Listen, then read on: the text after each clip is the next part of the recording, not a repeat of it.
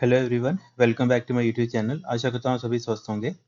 तो आज यूपीपीएससी का जूनियर असिस्टेंट का एग्ज़ाम हुआ था। तो आज उसमें जो कंप्यूटर के क्वेश्चन आए थे, आज हम उनको डिस्कस कर लेते हैं। तो आज का जो हमारा फर्स्ट क्वेश्चन था, मैक एड्रेस के बारे में निम्नलिखित में से कौन सा कथन सही है। ठीक है, तो अकॉर्डिंग टू हम इंग्लिश में देखें इसको, तो यहाँ पे लिखा था which of the following statement about MAC address is correct. ठीक है, तो यहाँ पे बोला था कि मैक एड्रेस के बारे में बतानी है कौन सी स्टेटमेंट यहाँ पे करेक्ट है। तो फर्स्ट यहाँ पे दे रखा था it is a password user for secure WiFi network. Second बोला था it is a serial number assign to device by a user. Third लिखा था it is a type of encryption used in wireless. और fourth option दे रखा था it is a unique identifier assigned to each device by the manufacturer. ठीक है, तो यहाँ पे राइट आंसर क्या था हमारा, फोर्थ यहाँ पे राइट आंसर हो जाएगा। कि जो हमारे पास मैक एड्रेस होता है ना, जिसको हम क्या बोलते हैं, मीडिया एक्सेस कंट्रोल भी बोलते हैं। ठीक है, मैंने आपको ये पहले भी बताया था ऑप्शंस में, जब हमने क्वेश्चन डिस्कस किए थे तो मैंने आपको बताया था मैक इंपॉर्टेंट है और इसके बारे में ये चीज़ पूछी जाती है, इसको हम क्या बोलते हैं, मीडिया एक्सेस कंट्रोल बोलते हैं। और मैंने आपको ये चीज़ बताई थी, ये हमारा 48 बिट का होता था। और इसी के रिगार्डिंग यहाँ पे एक क्वेश्चन पूछा गया था कि जो आपका मैक एड्रेस होता है, ये मैंने आपको बताया था कि ये एक ऐसा एड्रेस होता है जिसको कौन बनाता है, जो डिवाइस मैन्युफैक्चर होते हैं वही इसको असाइन करते हैं। ठीक है, जो आपका मैक एड्रेस होता है, और इसी को ही हम क्या बोलते हैं, फिजिकल एड्रेस बोलते हैं। नेटवर्किंग में जो हम फिजिकल एड्रेस बोलते हैं, तो वो हम किसको बोलते हैं, हमारे मैक एड्रेस को ही बोलते हैं। तो ये क्या होता है, यूनिक एड्रेस होता है, तभी हम इसको क्या बोलते हैं एक तरीके से, कि अगर हमें किसी डिवाइस को यूनिकली आइडेंटिफाई करना है तो उसके लिए क्या होती है, कंपनी के ही द्वारा क्या होती है, एक अलग से नंबर दिया जाता है और वो नंबर क्या होता है, यूनिक नंबर होता है। ठीक है, तो यहाँ पे इसके अकॉर्डिंग क्या था, डी हमारा राइट आंसर था यहाँ पे। फिर नेक्स्ट क्वेश्चन था हमारे पास, कौन सा उपकरण होम नेटवर्क में एक एकाधिक उपकरणों द्वारा पहुंचने वाला केंद्रीकृत स्टोरेज प्रदान करता है। मतलब सिंपल बोला है कि आपको, आपके पास क्या है, सेंट्रलाइज स्टोरेज प्रोवाइड करते हैं। कौन सा ऐसा डिवाइस है जो आपको सेंट्रलाइज स्टोरेज प्रोवाइड करता है, जब मल्टीपल डिवाइसेस होते हैं किसी होम नेटवर्क में। ठीक है, तो इसके लिए याद रखोगे आप किसका यूज करते हो, आप नेटवर्क अटैच स्टोरेज का यूज करते हो। ठीक है, तो इसका राइट आंसर क्या हो जाएगा आपके पास, यहाँ पे आपका डी ऑप्शन राइट हो जाएगा। ठीक है, मैंने आपको ये चीज बताई थी कि जो आपके पास नैस होता है, जिसको हम क्या बोलते हैं, ठीक है, इसको शॉर्ट में हम नैस भी पढ़ते हैं, नेटवर्क अटैच स्टोरेज इसको बोलते हैं। और ये क्या होता है कि डेडिकेटेड फाइल स्टोरेज होता है, जो क्या करता है, मल्टीपल यूजर्स को क्या करता है, एक तरीके से एक सेंट्रलाइज डिस्क होती है, उसके थ्रू क्या करता है, मल्टीपल यूजर क्या कर सकते हैं, उस डिस्क को यूटिलाइज कर सकते हैं। फॉर एग्जाम्पल मैं यहाँ पे समझाऊं, यहाँ पे एक स्टोरेज आपके पास है, और ठीक है, और इसी को मैंने क्या बोल दिया, एनएस बोल दिया, नेटवर्क स्टोरेज, मतलब नेटवर्क अटैच स्टोरेज बोल दिया। और यहाँ पे क्या है, मल्टीपल डिवाइसेस हैं, ठीक है, मल्टीपल कंप्यूटर्स अटैच हैं। वो क्या कर सकते हैं, एक ही टाइम पे या फिर जब उनकी मतलब मर्जी है उस टाइम पे क्या कर सकते हैं, कोई भी डाटा एक तरीके रिट्रीव कर सकते हैं, कोई डाटा एक तरीके से फेच भी कर सकते हैं। ठीक है, मतलब डाटा सेंड भी कर सकते हैं, डाटा रिट्रीव भी कर सकते हैं। कहाँ पे, नैस में। और नैस क्या है, एक आपके एक तरीके से एक होम नेटवर्क है। मान लेते हैं पूरा पूरा एक क्या है, होम नेटवर्क है। होम नेटवर्क के अंदर 4 डिवाइसेस हैं और चारों डिवाइसेस का एक सेंट्रलाइज मैंने स्टोरेज प्रोवाइड कर दी, जिसको मैंने सिंपली क्या बोलती है, नैस बोलती है, नेटवर्क अटैच स्टोरेज। ठीक है, और इसको एक्सेस करने के लिए हमें किसकी जरूरत पड़ेगी, हमारी नेटवर्क की जरूरत पड़ेगी। फिर नेक्स्ट क्वेश्चन पूछा गया था कि यहाँ पे बोला था कि हमारे पास क्या है, दो यहाँ पे कॉलम्स दे रखे थे। ठीक है, वहां पे बोला था कि आपको मैच करना है। ठीक है, तो यहाँ पे अकॉर्डिंग टू, यहाँ पे इंग्लिश में देख लेते हैं, match the given storage technology list one with their specific characteristics. ठीक है, यहाँ पे बोला है कि कैरेक्टरिस्टिक्स के साथ जो स्टोरेज है उनको आपको लिंक करना है और आपको ये बताना है। ठीक है, तो यहाँ पे देखिए सबसे पहले जैसे यहाँ पे देखा था डबल ई पी रोम। ठीक है, तो यहाँ पे इसकी फुल फॉर्म में क्या होती है, इलेक्ट्रिकली इरेजेबल एंड प्रोग्रामेबल। ठीक है, जो हमारी डबल ई रोम होता है, ये मैंने आपको पहले भी ऑप्शंस में बताया था। फिर एक चीज आती है एनवीएमई। ठीक है, जो हमारे पास एनवीएमई होता है ना, ये मैंने आपको एक बार बताया था। ये होता है हमारे पास नॉन वोलेटाइल मेमोरी एक्सप्रेस। ठीक है, यहाँ पे इसको लिख देता हूँ मैं, इसको हम बोलते हैं नॉन वोलेटाइल मेमोरी। ठीक है, और जो ई आता है इसको हम बोलते हैं एक्सप्रेस। ये फुल फॉर्म भी पूछी जाती है एग्जाम में। तो जो हमारा एन वी एम ई होता है, ये क्या होता है, आपके पास एक इंटरफेस होता है। ठीक है, जो हमारे पास सॉलिड स्टेट ड्राइव्स होती है ना, तो उसमें जो इंटरफेस प्रोवाइड करने का काम करता है वो कौन करता है हमारे पास, यही हमारा वो काम करता है, एनवीएमई। तो यहाँ पे कौन सा राइट, इसका ऑप्शन कौन था, लिंक हमारे पास, ये क्या होता है आपके पास, पीसीआई एक्सप्रेस बस दैट कनेक्ट्स, मतलब एसएसटी टू सर्वर स्टोरेज। मतलब सिंपली बात करने का है कि जो हमारे पास सॉलिड स्टेट ड्राइव होती हैं उनको मतलब एक तरीके से लिंक करवाने का काम कौन करता है, एनवीएम हमारा करता है। फिर नेक्स्ट था हमारे पास हार्ड डिस्क ड्राइव। ठीक है, तो हमारे पास दो ऑप्शन बचते हैं, तो दो ऑप्शंस के अकॉर्डिंग हमारे पास क्या है कि जो हमारे पास हार्ड डिस्क ड्राइव होती है, इसमें क्या होती है, मैकेनिकल कुछ पार्ट्स होते हैं और ये मैग्नेटिक स्टोरेज प्रोवाइड करता है। ठीक है, तो यहाँ पे क्या है, हमारा फर्स्ट यहाँ पे राइट आंसर हो जाएगा। फिर हमारे पास डी रैम बोला था। ठीक है, डी रैम क्या होता है, डायनेमिक रैम होता है। तो रैम का फंक्शनैलिटी की क्या होती है कि वो वोलेटाइल मेमोरी होती है और इसको हमेशा रिफ्रेश करना पड़ता है। हमने दो टाइप्स की पहले भी देखी थी, एक एस रैम होती है और दूसरी हमारी डी रैम होती है। तो मैंने दोनों के बारे में आपको बताया था कि जो एस रैम होती है वो स्टैटिक रैम होती है और समटाइम जो एस रैम होती है ये हम कैशे मेमोरी को बनाने के लिए भी यूटिलाइज करते हैं। और यहाँ पे डी रैम क्या होती है, जो हम नॉर्मली रैम अपने सिस्टम में पढ़ते हैं वो कौन सी रैम होती है, हमारी डी रैम होती है, जिसको क्या चाहिए होती है, बार बार रिफ्रेशमेंट की जरूरत पड़ती है। तो यहाँ पे हम देख लेते हैं इन सभी को अगर यूटिलाइज करें तो यहाँ पे कौन सा ऑप्शन हमारा राइट बनेगा, हमारा यहाँ पे डी हमारा राइट आंसर बन जाएगा। ठीक है, फिर नेक्स्ट क्वेश्चन आ गया हमारे पास। 69 क्वेश्चन था कि यहाँ पे हमारे पास कुछ वो दे रखे थे। ठीक है, तो यहाँ पे इन्होंने बोला था, यहाँ पे इंग्लिश में ऑप्शन ओपन कर लेते हैं। असर्शन दे रखी थी और रीजन दे रखा था। तो असर्शन में ये लिखा था उन्होंने कि IPv6 was introduced to replace IPv4। ठीक है, और इन्होंने रीजन इसका ये दे रखा था कि IPv4 could not provide enough IP addresses to the accommodate of the growth of the internet. ठीक है, अगर इसी चीज को हम हिंदी में देखें तो हिंदी में लिखा था उन्होंने कि IPv6 को IPv4 को प्रतिस्थापित करने के लिए परिवर्तन किया गया था। ठीक है, और इसका ऑब्जेक्टिव क्या था, मतलब मेन कारण क्या था, क्योंकि IPv4 में जो इंटरनेट का विकास था वो पर्याप्त नहीं था IP एड्रेसेस को उपलब्ध कराने के लिए। ठीक है, तो यहाँ पे इस असर्शन और रीजन के बिहाफ पे हम देखें तो कौन सा ऑप्शन हमारा राइट बनता है। तो देखो यहाँ पे लिखा है कि both assertion A and assertion R true but R is not the correct explanation of assertion A. ठीक है, तो ये स्टेटमेंट तो गलत है, क्योंकि देखिए अगर हम यहाँ पे ध्यान से देखें कि IPv4 में कम एड्रेसेस थे, उसी की वजह से क्या हुआ, हमें उसको रिप्लेस करना पड़ा। ठीक है, तो यहाँ पे नोट तो नहीं आना चाहिए, यहाँ पे लिखा होता करेक्ट एक्सप्लेनेशन है तब तो हम इसको राइट कंसीडर करते। सेकंड ले रखा है assertion A is true but R is false, तो ये बात तो वैसे ही गलत है। फिर assertion A is false but R is true, तो ये बात भी यहाँ पे हमारी गलत है। फिर यहाँ पे नेक्स्ट क्वेश्चन है both assertion, नेक्स्ट ऑप्शन है both assertion A and reason R are true and R is the correct explanation of the assertion A। ठीक है, तो यहाँ पे क्या है, हमारा डी ऑप्शन क्या हो जाएगा, राइट हो जाएगा। ठीक है, वही चीज मैंने आपको बताई कि assertion A और assertion जो रीजन है हमारे पास है A और जो हमारा रीजन है आर, तो ये रीजन तभी हमारा बना है क्योंकि जो हमारा असर्शन क्या बोलते रीजन है, इसमें क्या मेंशन किया गया था कि जो हमारा IPv4 है इसमें जो एड्रेसेस हैं वो कम, मतलब एक तरीके से यूटिलाइज मतलब कम थे और वो उनकी यूटिलाइजेशन इतनी परफेक्ट नहीं थी, जिसकी वजह से हमें उसको रिप्लेस करना पड़ा किससे, IPv6 से। तो यहाँ पे हमारा डी राइट आंसर हो जाएगा। फिर हमारे पास नेक्स्ट क्वेश्चन था, यहाँ पे बोला था कि जो आपको स्टोरेज वो दे रखी थी, यूनिट्स दे रखी थी, उसके अकॉर्डिंग आपको बताना था। ठीक है, तो यहाँ पे हम इंग्लिश में देख लेते हैं इसको। Match the storage capacity unit list one with their correct sizes. ठीक है, तो आपको ये मैच करना था। तो मैचिंग के टाइम अगर यहाँ पे आप ध्यान से देखें तो यहाँ पे दे रखा था किलोबाइट, तो 1 किलोबाइट में कितना होता है, 1024 बाइट ही होता है। फिर 1 गीगाबाइट, 1 गीगाबाइट में कितना होता है हमारे पास, 1024 MB होता है, तो यहाँ पे ये भी ठीक है। फिर 1 टेराबाइट, तो 1 टेराबाइट कितना होता है हमारे पास, 1024 GB होता है। और मेगाबाइट कितना होता है, 1024 KB होता है। ठीक है, तो इसके अकॉर्डिंग हम मैच कर लेते हैं। फर्स्ट का ए का 1, ठीक है, बी का 2, सी का 4, तो यहाँ पे देखिए हमारा सेकंड ऑप्शन क्या बन जाएगा, राइट ऑप्शन बन जाएगा।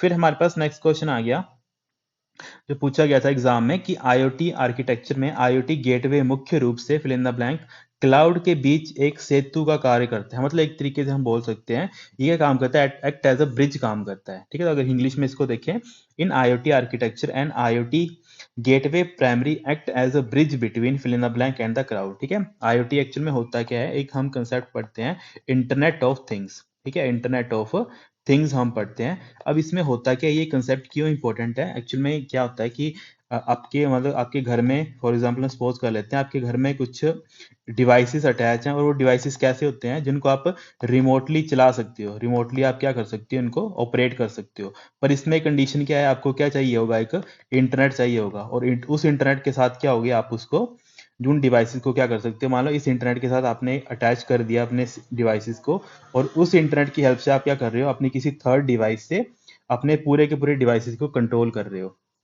ठीक है, तो इसी को हम क्या बोलते हैं, IoT बोलते हैं कि जो भी आपके पास डिवाइसेस हैं आपको आपने उनको क्या किया, एक तरीके से इंटरनेट की हेल्प से क्या कर दिया, यूटिलाइज करके उनको एक तरीके से स्मार्ट डिवाइस बना दिया। तो यहाँ पे बोला कि जो आईओटी आर्किटेक्चर होता है, तो जो आईओटी गेटवे होता है, ये गेटवे एक्चुअल में क्या काम करता है, जो आपके पास डिवाइसेस होते हैं, हर एक डिवाइस के पास क्या होता है, अपने सेंसर होता है। ठीक है, क्योंकि फॉर एग्जांपल अभी आपने रूम में एंटर किया, तो रूम में एंटर होने के बाद मान लेते हैं आपने एक ऐसा डिवाइस वहां पे अटैच किया है जिसने आपकी मतलब बॉडी टेम्परेचर डिटेक्ट किया, जिसकी हेल्प से उसने क्या कर दिया, अपना ऑटोमेटिकली एसी को ऑन कर दिया। ठीक है, तो एक्चुअल में हुआ कि ये सारा स्टार्ट कहाँ से हुआ, जब एक तरीके से सेंस हुआ कि आप रूम में अभी प्रेजेंट हो, क्योंकि एकदम से हीट इंक्रीज हुई, तो ऑटोमेटिकली क्या कर दिया उसने, जो है आपका एसी ऑन कर दिया। तो ये एक्ट एज क्या करता है, सेंसर की तरह काम करता है। तो ए यहाँ पे राइट आंसर हो जाएगा। फिर नेक्स्ट क्वेश्चन पूछा गया था, सब टोटल 9A1 टू A10 किस प्रकार से सम A1 टू A10 से भिन्न है। ठीक है, तो यहाँ पे अगर हम इंग्लिश में देखें, हाउ सब total 9A1 to A10 different from some A1 to A10। ठीक है, तो यहाँ पे अगर इन दोनों में डिफरेंस देखें, तो सब टोटल इंक्लूड हिडन रोज। ठीक है, तो यहाँ पे ये बात तो हमारी गलत है। सेकंड है, सब total return average instead of sum. ठीक है, तो यहाँ पे क्योंकि ऑब्वियसली सम का फंक्शन है, तो वो सम ही रिटर्न करेगा। फिर यहाँ पे थर्ड ऑप्शन दे रखा था, सब टोटल इग्नोर मैन्युअली हिडन रोज। ठीक है, तो यहाँ पे देखो सी हमारा राइट आंसर हो जाएगा। एक्चुअल में होता क्या है, जो हमारा सम है और सब टोटल में ये डिफरेंस होता है। फॉर एग्जांपल मेरे पास कितने हैं, और यहाँ पे मान लेता हूँ एक मेरे पास कुछ डाटा पड़ा है। ठीक है, इसमें एक पड़ा है, यहाँ पे 1 पड़ा है, और यहाँ पे 3 पड़ा है। ठीक है, अब जब मैं इनके ऊपर सम लगाऊंगा, ठीक है, अगर इन सभी के ऊपर मैं सम लगाऊंगा तो होगा क्या, ये इन सभी को प्लस कर देगा। ठीक है, A1 से लेकर हमारे पास A3 तक कुछ डाटा पड़ा है, तो इन इसके ऊपर मैं अगर ये लगाऊंगा, सम लगाऊंगा, तो इन सभी को प्लस कर देगा और मुझे कितना दे देगा, 5 रिटर्न में दे देगा। पर उसी की जगह फॉर एग्जांपल मैंने फिल्टर लगाया और सेकंड वाले ऑप्शन को हाइड कर दिया। ठीक है, तो इस टाइम पे मैं क्या करूंगा, इस टाइम पे अगर मैंने सम लगाया तब भी मुझे 5 रिटर्न करेगा। पर मुझे क्या चाहिए, जो मैंने हाइड किया वो मुझे डिस्प्ले ना हो, तो इसके लिए हम कौन सा यूज करेंगे फंक्शन, हम यूज करेंगे सब टोटल। ठीक है, तो सब टोटल क्या करेगा, A1 से A3 तक जो भी हमारे पास रोज हैं, इसमें जो मैंने फिल्टर लगा दिया उनको वो क्या कर देगा, इग्नोर कर देगा। तो हमारे पास रिजल्ट कितना आ जाएगा, 4 हमारे पास रिजल्ट आ जाएगा। तो ये डिफरेंस होता है हमारे पास सब टोटल और हमारा जो सम फंक्शन होता है इन दोनों में। फिर नेक्स्ट क्वेश्चन था जो एग्जाम में पूछा गया था। ठीक है, नेक्स्ट यहाँ पे देख लेते हैं, fill in the blank is a method to deceive victim by altering email addresses URL while the is the method to trick user into provide sensitive information like login credential। ठीक है, अब देखो यहाँ पे दो एक तरीके से वो पूछे थे, साइबर सिक्योरिटी में दो टर्म्स आती हैं, एक आता है स्पूफिंग और एक आता है फिशिंग। तो जो आपकी फर्स्ट स्टेटमेंट थी ये किसकी, आपकी स्पूफिंग की है। ठीक है, ये स्पूफिंग की आपकी स्टेटमेंट है, क्योंकि स्पूफिंग एक ऐसा मेथड होता है जो क्या करता है, बेसिकली आपने जो ईमेल एड्रेसेस होता है या फिर कोई यूआरएल होता है उसमें हल्की फुल्की थोड़ी चेंजेस करके यूजर को फंसाने के लिए वो सेंड कर दी जाती है। और दूसरा एक तरीका होता है कि हम क्या करते हैं कि मतलब फॉर एग्जांपल मैंने फेसबुक का एक तरीके से डुप्लीकेट पेज तैयार कर दिया और उसका लिंक मैंने किसी को सेंड कर दिया, जिससे क्या हुआ कि उसने लॉगिन करने का ट्राई किया, अपना यूजर आईडी और अपना पासवर्ड वहां पे एंटर किया, और जिससे क्या हुआ, इनडायरेक्टली उसका यूजर आईडी और पासवर्ड मुझे क्या हो जाएगा, पता लग जाएगा। ठीक है, जिसकी हेल्प से मैं उसका जो एक तरीके से है और फेसबुक अकाउंट है उसको यूज कर सकता हूँ। ठीक है, तो ये टर्म्स होती है हमारी। ठीक है, तो यहाँ पे क्या होगा, हमारा फर्स्ट यहाँ पे राइट आंसर हो जाएगा। ये सेकंड किसकी है, हमारे पास फिशिंग की है स्टेटमेंट, और जो हमारी फर्स्ट थी वो हमारी स्पूफिंग की है। फिर नेक्स्ट क्वेश्चन था हमारे पास, a social media account that frequently interact with and amplify disinformation using automation. अब देखो एक सोशल मीडिया का एक तरीके के एक ऐसा टूल होता है जहां से क्या होता है, वो फ्रीक्वेंटली मतलब अट्रैक्ट करता है मल्टीपल यूजर के साथ और एम्पलीफाई करता है। मतलब एक तरीके से एम्पलीफाई करने का क्या मतलब है कि बार बार दिखाना किसी डिस इन्फॉर्मेशन को। ठीक है, वो विद द हेल्प ऑफ, और वो ऑटोमेटिकली होता है, ऑटोमेशन की हेल्प से होता है। तो ये कौन करता है, ये बोट करते हैं। ठीक है, इनको क्या बोलते हैं, हम बोट बोलते हैं। फिर हमारे पास नेक्स्ट क्वेश्चन था जो एग्जाम में पूछा गया था, यहाँ पे बोला है कि हार्डवेयर घटकों को उनके कार्य सूची से मिलाइए। ठीक है, तो अगर आपको यहाँ पे अटैच करने हैं तो यहाँ पे देख लेते हैं, जैसे यहाँ पे हार्डवेयर कंपोनेंट है और उनके जो फंक्शन है उनके अकॉर्डिंग हमें क्या करना है, इसको मैच करना है। ठीक है, तो जैसे यहाँ पे दे रखा था कि जीपीयू। ठीक है, तो जीपीयू क्या होता है, ग्राफिकल प्रोसेसिंग यूनिट होता है। तो ये एक्चुअल में क्या होगा, इसका थर्ड यहाँ पे मैच हो जाएगा, dedicated processing of graphics and visual data. फिर यहाँ पे रैम होता है, रैम हमें कितनी बार मैंने डिस्कस कर लिया है कि टेम्परेरी स्टोरेज प्रोवाइड करता है ना, जो भी हमारे पास एक्टिव प्रोसेसेस होती है उनके लिए टेम्परेरी स्टोरेज प्रोवाइड करता है। अब SSD क्या होता है, सॉलिड स्टेट ड्राइव, और ये क्या करता है, नॉन वोलेटाइल मेमोरी है, और एक तरीके से क्या है हमारे पास परमानेंट स्टोरेज। नॉन वोलेटाइल को हम क्या बोलते हैं, परमानेंट स्टोरेज बोलते हैं। और CPU क्या होता है हमारे पास, ये एग्जीक्यूट करता है इंस्ट्रक्शंस और डाटा को क्या करता है, प्रोसेस करता है। ठीक है, तो इसके अकॉर्डिंग हमारा कौन सा राइट बन जाएगा, फर्स्ट का थर्ड और सेकंड का फर्स्ट।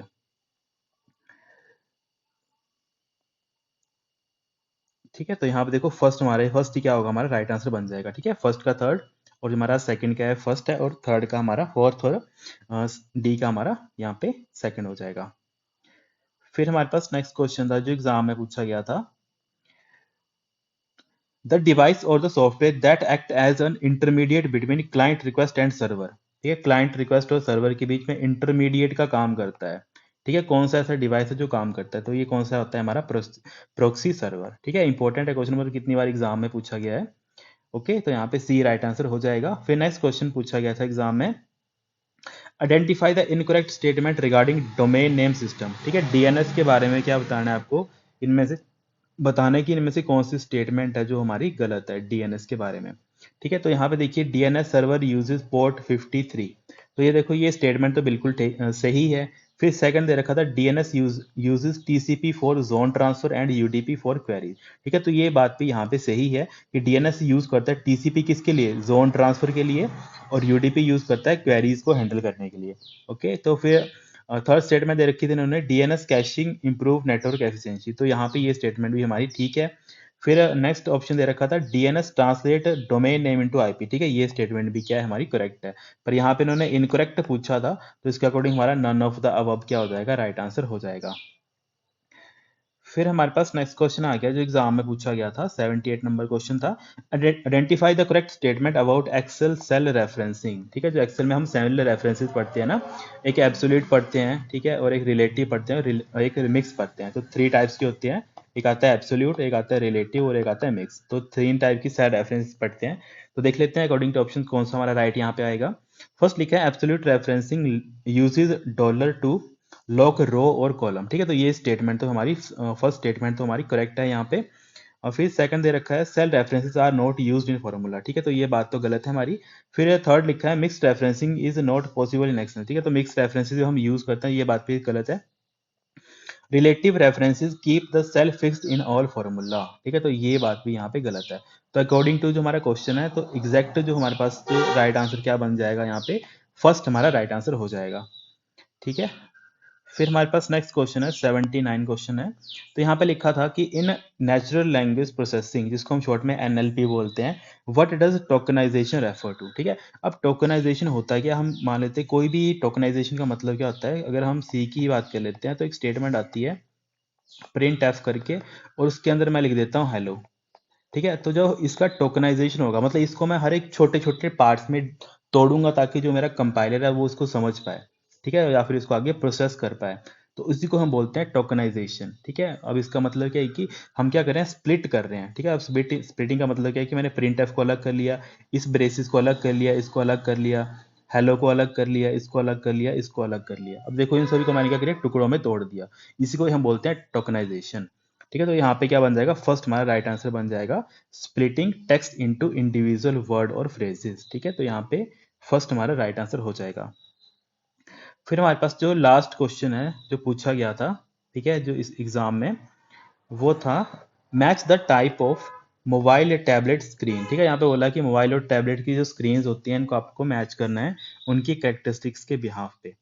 ठीक है, तो जैसे यहाँ पे दे रखा था एमोलेड। ठीक है, तो एमोलेड क्या होता है, एमोलेड की एक बार फुल फॉर्म पूछी गई थी, इसको बोलते हैं, इसको मैं यहाँ पे मेंशन भी कर देता हूँ, इसको बोलते हैं हम active active matrix organic organic light.